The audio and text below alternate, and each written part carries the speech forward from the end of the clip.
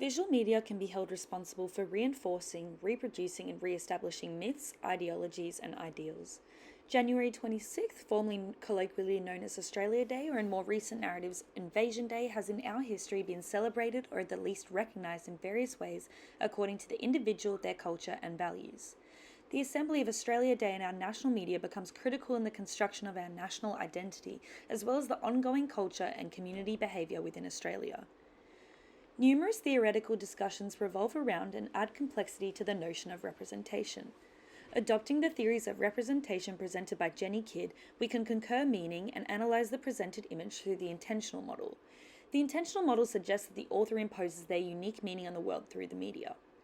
The lack of diversity in the presentation of an isolated argument in the words "celebrate your way" and "do what's right for you" holds significant power in minimising the trauma of First Nations people.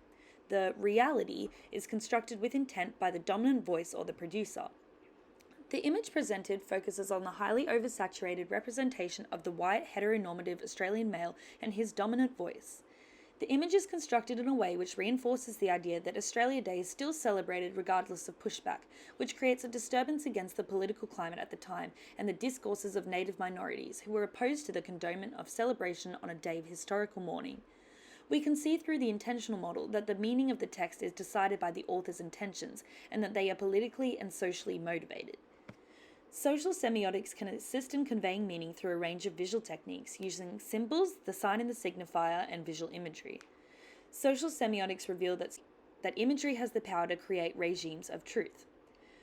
Through a social semiotic analysis, we can deduce what meaning can be taken from the image and what the power of connotations in relation to symbols can project on an audience. The power dynamics inherent in society determine whose interests are represented and whose are marginalized or excluded. Dominant groups can use symbols to reinforce their own identity while suppressing or marginalizing others. So, what meaning can we construct from the symbols presented when broken down into its visual parts? We are shown a white male lounging on a chair in a grassy backyard, sushi arranged in the shape of our continent on his stomach, a barbecue, a game of backgammon, and the text "Australia Day, celebrate your way." Stereotypes and myths are reinforced through androcentrism as a default, the myth that male experience is the norm. The literal placement in the image isolates the male experience and brings it to the foreground. Multiculturalism is attempted to be represented through the symbols produced in the image. We can see backgammon as a symbol of British colonialism. The sushi itself signifies connotations to Australia's integration of Asian culture. Contrastingly, in representing various cultures but highlighting a white male and centering him, there is an air of ironic tokenism. Signifiers and the signified can only be separated for analytical purposes, but when it comes to the reality of signification, they are in fact heavily dependent on one another. So while we can analyze what the individual components in an image may represent, it is rather the accumulation and their contrast between each other that develops meaning. So the image's visual techniques allow us to analyze, but the composition of these elements allows us to understand their broader significance. Constructing social meaning and perpetuating conventional nationalistic beliefs that Australia Day is an integration of all cultures and can be celebrated differently and independently. In closing, we can see through the intentional model how the author imposes meaning on the world through the media.